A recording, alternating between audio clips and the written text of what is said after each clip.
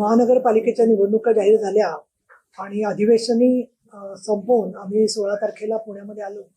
ताबडतोबच म्हणजे अगदी पहिल्या 3 दिवसामध्ये 18 आणि 19 डिसेंबरला पुण्यामध्ये बाळासाहेब भवन या ठिकाणी शिवसेना माननीय एकनाथजी शिंदे यांच्या नेतृत्वाखाली यांच्या वतीने आम्ही मुलाखती घेतल्या. या मुलाखतींच्या वेळेला आपल्यापैकी काही जण आलेले होते आणि साधारणपणे 145 सगळ्यात नव्हे तर 165 वॉर्डांमध्ये त्या प्रभागांमध्ये वेगवेगळ्या प्रत्येक ठिकाणी 350 पावणे 400 पर्यंत उमेदवारांनी मुलाखती दिल्या आणि या मुलाखती आम्ही शहरातल्या सगळ्या पदाधिकाऱ्यांनी एकत्रितपणे घेतल्या.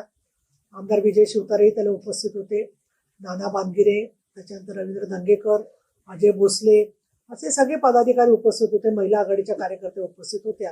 ही आमची सगळी मुलाखतींची जी प्रक्रिया होती ती अतिशय पारदर्शीपणाने पार पडली आणि त्याच्यानंतर आम्ही त्याचा रिपोर्ट करून एक व्यवस्थित कुठल्या वॉर्डामध्ये कोण किती इच्छुक आहेत या संदर्भामध्ये करून एक शॉर्टलिस्ट करून अशी नावं कुठले प्रभाग आपल्याला पाहिजे आहेत आणि कुठले प्रभाग आपले चांगले आहेत अशा प्रकारची आम्ही सगळ्या आमची लिस्ट एक तयार करायचं काम हाती घेतलं. त्याच्याच मध्ये या मुलाखतीच्याच दरम्यान आम्हाला 17 तारखेला निरोप आला की 18 तारखेला संध्याकाळी 5 वाजता शिवसेना आणि भारतीय जनता पक्षाची एकत्र बैठक करायची आहे आणि त्या बैठकीला तुम्ही या. त्यानुसार आम्ही 4 प्रतिनिधी तिथे गेलो. त्यामध्ये आमचे महानगर प्रमुख रवींद्र धंगेकर या नावाचा काही समावेश नव्हता. ज्यावेळेला मी याच्याबद्दल नाना भानगिरे यांना विचारणा केली तेव्हा त्यांनी सांगितलं की वरून आपल्या 14 जणांची नावं आलेली आहेत आणि त्याप्रमाणे आपण 4 लोकांनी जायचं आहे. याच्यामध्ये आमच्याकडे काही पक्षात अशी पद्धत नाहीये की वर जाऊन विचारायचं हा का नाही तो का नाहीये. जे काही योग्य वाटलं ते पक्षाने केलं आणि त्यानुसार आम्ही त्या मुलाखतीला जाऊन आलो. मुलाखती भेटीला गेलो. मुलाखती झाल्यावर आम्ही निघालो आणि परत आम्ही बाळासाहेब भवनला गेलो. त्याच्यानंतर दुसऱ्या दिवशी माझ्याकडे जेव्हा बैठक झाली 18 नंतर 19-20च्या दरम्यान तर त्या बैठकांच्या मध्ये सुद्धा रवींद्र धंगेकर, अजय भोसले, नाना भानगिरे, विजय शिवतारे हे सगळेजण उपस्थित होते त्यावेळेला आणि त्यांनी आणि आम्ही मिळून जवळजवळ रोज 2 दिवस 5-5, 4-4 तास लागोपाठ बसून रात्री अगदी 10-11 पासून ते परत दुसऱ्या दिवशी बसून सर्व मतदारसंघांची छाननी केली आणि माझ्याकडे सह्या पण आहेत त्या यादीवरती ज्याच्यावरती विजय शिवतारे, नाना भानगिरे, रवींद्र धंगेकर आणि अजय भोसले आणि माझ्या अशा 5 सह्या आम्ही त्याच्यावर घेतल्या. म्हणजे सगळ्यांना आम्ही विश्वासात घेऊन ती यादी तयार केली. ती यादी फायनल झाल्यावरती त्यांना प्रत्येकाला एक यादी दिली या सदहेतूने की ती त्यांच्याकडे पण प्रत असावी आणि त्याचबरोबर तीच यादी यांच्या सह्यांची आम्ही माननीय एकनाथजी शिंदे आणि उदय सामंत यांना पाठवली की साधारणपणे ही परिस्थिती आहे आणि आम्हाला असं वाटते की एवढ्या मतदारसंघातल्या एवढ्या जागा आपल्या चांगल्या आहेत.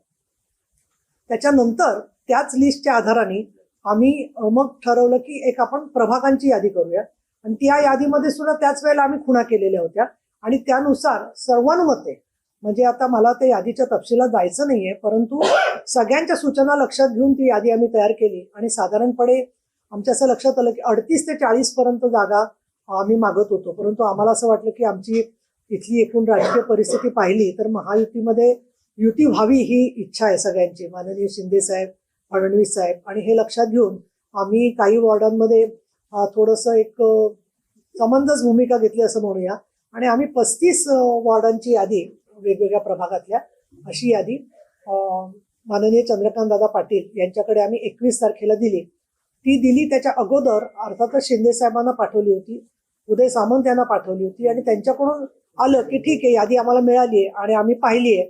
त्याच्यानंतर मग आम्ही वाट बघत होतो निरोपाच्या संदर्भात. मग नंतर मध्ये 1-2 दिवस गेले आणि आम्हाला असा निरोप कळला की गणेश बिडकर म्हणालेत नाना भानगिरेला की आपण दोघं बसून चर्चा करूया.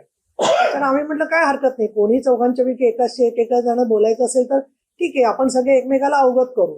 त्याच्यानंतर मग मात्र त्यांच्या बाजूने काहीच निरोप नाही असं झालं. एखाद दिवस त्यांची काही कामाची गडबड असेल आणि त्याच्यानंतर मग मला गणेश बिडकरांचा निरोप आला की ताई मी तुमच्याशी येऊन बोलतो जरा आधी, कारण मी मुंबईत होते.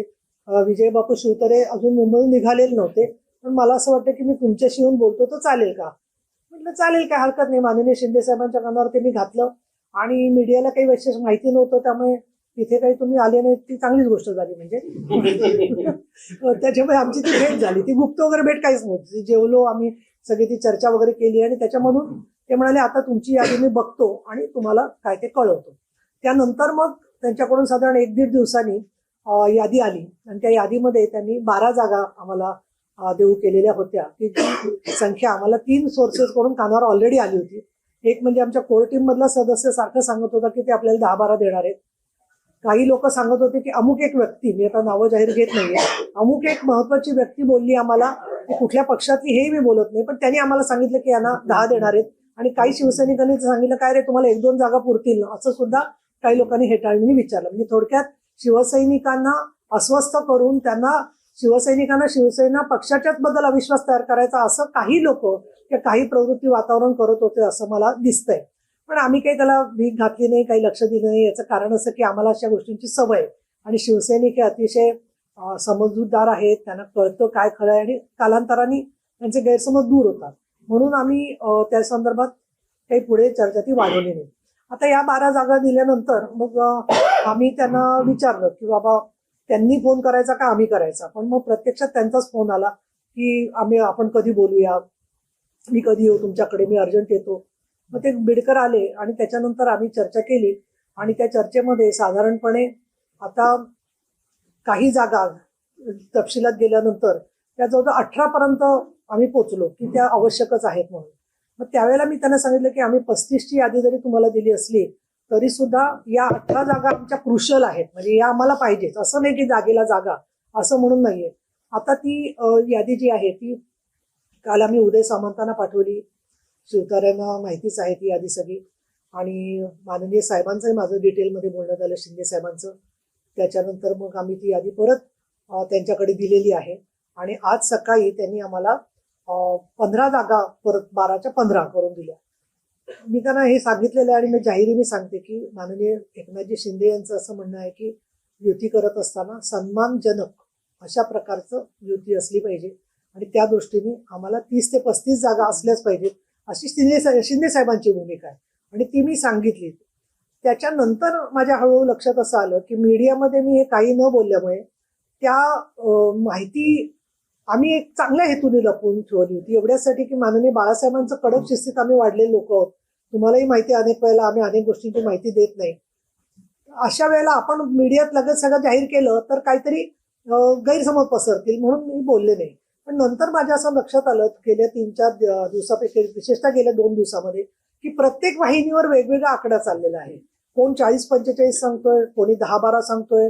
मग मला हा प्रश्न पडला की सोर्स कोण आहे. मग आमचे लोक वेगवेगळे सांगत नसतील तर मग तुमचा सोर्स कोण आहे, का भाजपकडून ही माहिती जाते. आणि म्हणून मी विचार केला की आता मी स्वतः स्पष्ट काय ते बोलावं. पुढच्या भविष्याच्या दृष्टीने मला सांगायचं असं की आजही ती यादी जी आहे, जी आम्ही 25 पर्यंत 30 पर्यंत आमची अपेक्षा आहे, तर ती यादी जी आहे ती आता फडणवीस साहेबांच्याकडे आणि माननीय शिंदे साहेबांच्या याच्यामध्ये कोर्टामध्ये प्रलंबित आहे. अजूनही काही युती व्हावी असाच आमचा सकारात्मक प्रयत्न आहे. परंतु सन्मानजनक जर का संख्या झाली नाही आणि मोठ्या प्रमाणामध्ये कार्यकर्त्यांचा लोंढा पण आमच्याकडे येतोय, तो सगळा विचार करून आम्ही योग्य तो निर्णय लवकरात लवकर घेऊ. हा सगळा निर्णय जो आहे तो माननीय एकनाथजी शिंदे यांच्याच निर्णयानुसार होणार आहे. ते निर्णय आमच्या चौघांच्यापैकी शहरामध्ये आम्ही कुणाकडे स्वतःकडे घेतलेले नाहीयेत की ज्याच्यामध्ये युती करायची की नाही हा निर्णय आम्ही स्वतः करणार आहोत.